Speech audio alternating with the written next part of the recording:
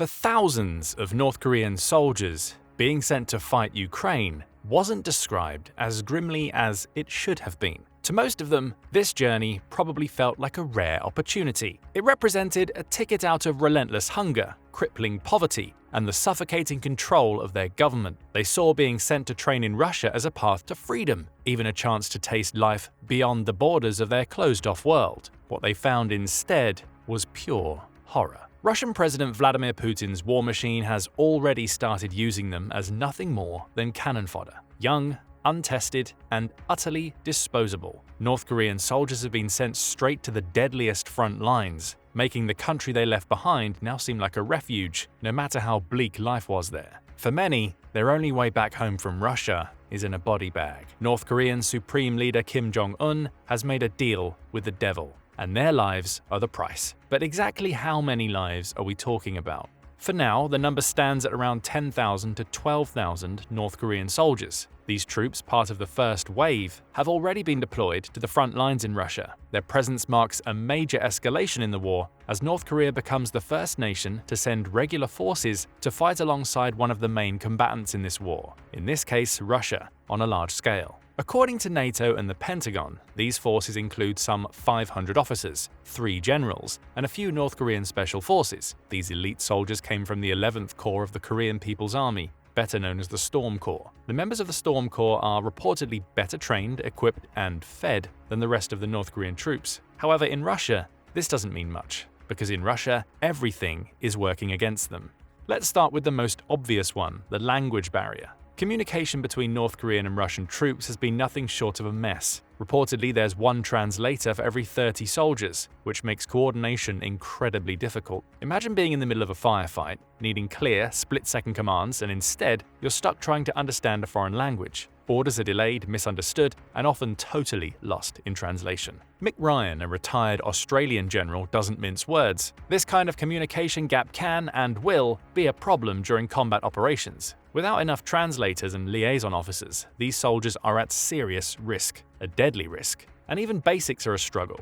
Reports say that the North Koreans were given a crash language course, around 100 Russian military terms like fire and in position. But let's be real, that's nowhere near enough for complex battle commands. So they're left trying to piece together half-understood words, hoping to get it right while the Ukrainian forces wait to exploit every misstep. And the Ukrainians are well aware of this opportunity. Ukrainian intelligence has already flagged this language barrier as a weak spot, and they know how to use it. With every miscommunication and every misunderstood command, North Korean troops become even easier targets for counterattacks. Of course, it doesn't help that for many of the North Korean troops, if not all of them, those are the first attacks they've ever experienced in their lives. How is this possible? Well, according to Fyodor Tertitsky, a researcher at Seoul's Kookmin University, the North Korean regime has long been reluctant to deploy its troops abroad. It's not just about keeping these troops home physically, but mentally as well. Kim's regime fears these soldiers might pick up incorrect ideas if they see the outside world. Thus, most North Korean troops have zero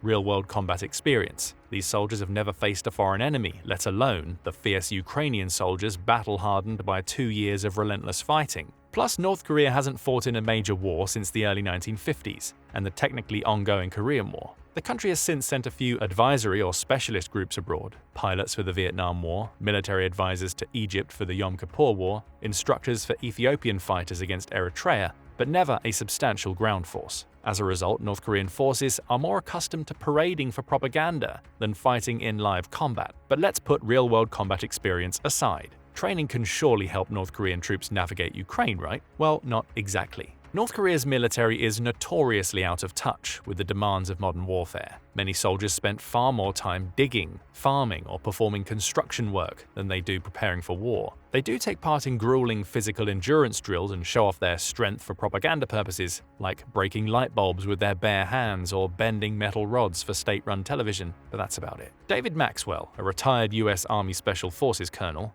points out that North Korea's forces lack modern equipment and resources, and even the country's elite units, while better trained than the average soldier, are nowhere near the caliber of Western special forces. Plus, these special units have been primarily trained to prevent a coup at home, not engage in a sprawling and unpredictable battlefield like Ukraine. Then there's the equipment issue. North Korea may put its latest hardware on display in flashy parades, but most of it is far beyond the reach of the average soldier. So most of these North Korean troops have arrived with outdated gear in Russia, so outdated that the Russian troops who are supposed to be training these soldiers are reportedly bewildered by the ancient tools and lack of readiness the North Koreans have brought with them. But it's not like they'll be better off with the Russian equipment. The weapons used in the Ukrainian war are entirely unfamiliar to them. Another thing that's entirely unfamiliar to the North Korean troops fighting in Russia: the terrain. Most of these North Korean soldiers have trained in the steep, rugged mountains of North Korea, but the Ukrainian front lines, they are vast, open and flat. Instead of familiar peaks and dense forests, they're now navigating expansive plains and open fields with minimal cover and entirely new strategic challenges. According to military experts, the lack of experience on such flat terrain could be disastrous. Former South Korean Army Major General Bang Jong-kwang points out that the role of the North Korean troops in Russia is already limited by language issues, and adding unfamiliar terrain on top of that only makes things worse. Ukraine's military intelligence agency, the GUR, has noted that while North Korean forces are armed with hardware like anti-tank missiles and rocket launchers, their effectiveness may be hampered simply because they're wildly out of their element. Even with advanced weaponry, these troops are used to guerrilla-style tactics suited to their home terrain, not the open-field maneuvers critical in Ukraine. But it's not just the terrain they're unprepared for. These soldiers are young, too young.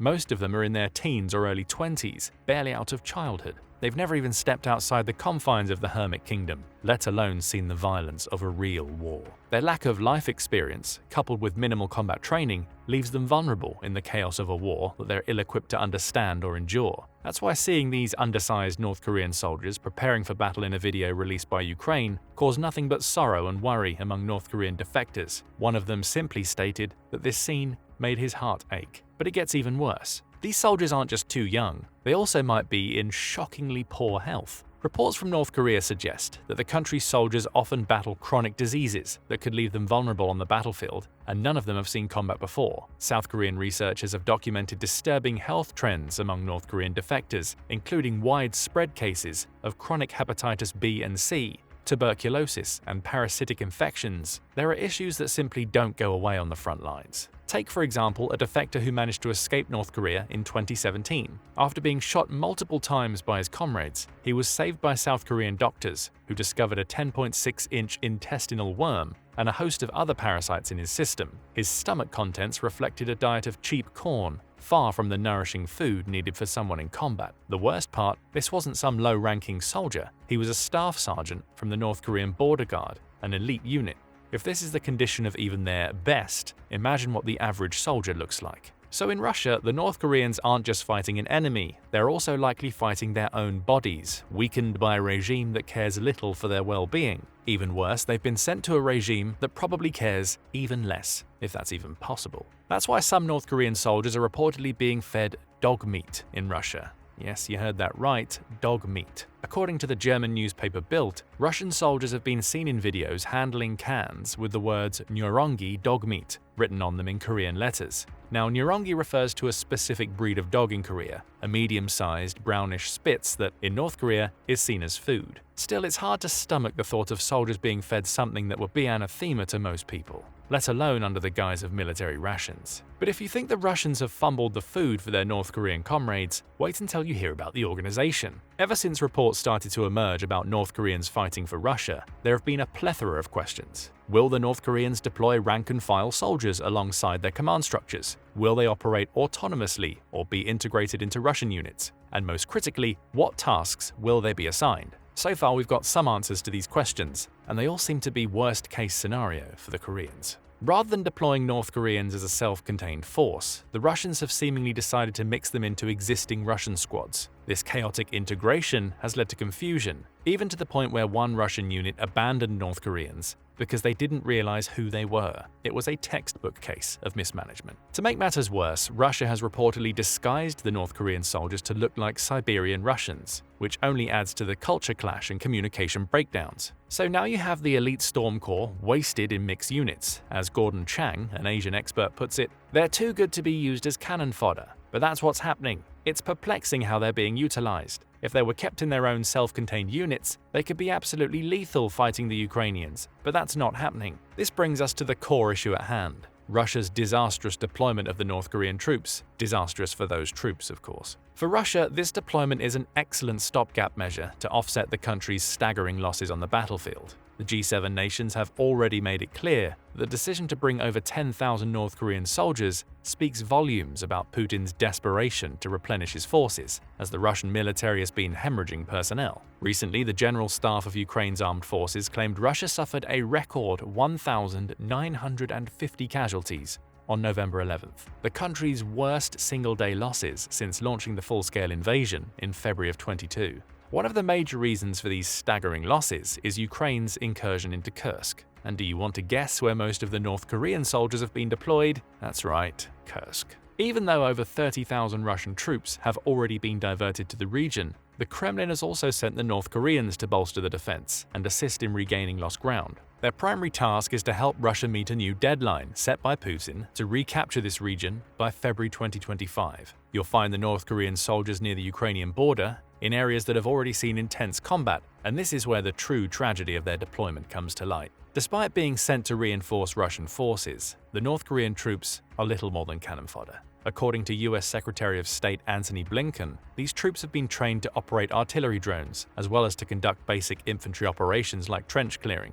However, their lack of real combat experience and the unfamiliar terrain they're thrust into makes their prospects grim. They're being deployed to the most dangerous, high-casualty areas, where their role is little more than to absorb fire and act as a buffer for more experienced Russian soldiers. This cruel reality is echoed by experts, who note that while casualties are a natural part of any war, there's no strategic value in sending inexperienced and undertrained soldiers to the front lines to gain combat experience. This means that these young soldiers are nothing more than disposable assets, their lives being sacrificed for the sake of temporarily staving off Russia's mounting losses. And if Russia's meat grinder continues at the current rate, they'll all be dead within weeks. But luckily for Putin, there's plenty more where they came from.